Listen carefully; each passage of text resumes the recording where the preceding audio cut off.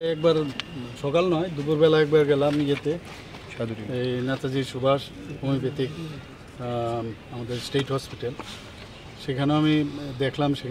এখানে আসলাম রিপসার্টে। আপনারা প্রায়শই বলেন যে হঠাৎ করে গেলে নাকি ভালো, তো আমি তো হঠাৎ করেই আসলাম। তো এখানে সব দেখলাম, মানে প্রচুর খামতি আছে।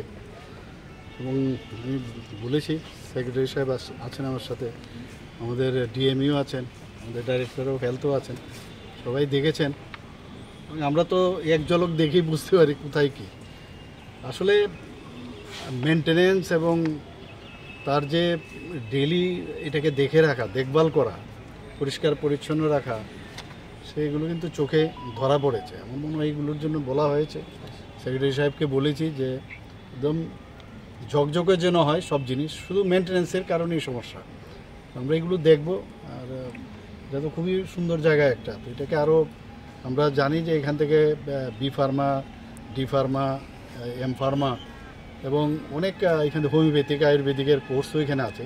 তো এত বড় একটা ইনস্টিটিউট, নর্থ ইস্ট থেকে প্রায় 50%-এর উপর লোক আসে এখানে। তাদের হোস্টেলেরও মেয়েদের তো হোস্টেল এখানে আছে দেখলাম।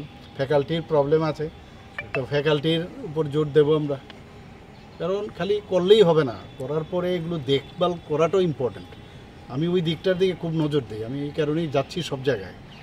শুধু দেখভালের জন্য সরকারি কাজ অনেক সময় মনে করে যে মানে করার আছে করা, এটার মধ্যে যে দায়বদ্ধতার বিষয়টা এটা অনেকের থাকে না।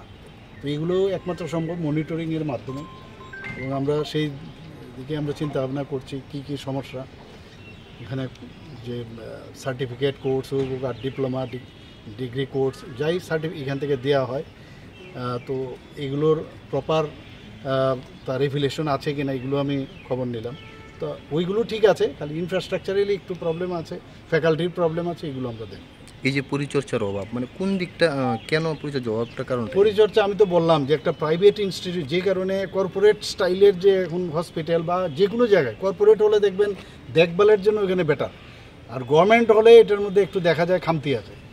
তো এটাকে এখন তো এইভাবে চলবে না। গভর্নমেন্ট বলে আমি আসলাম, ডিউটি করলাম, চলে এলাম, এ তো হবে না।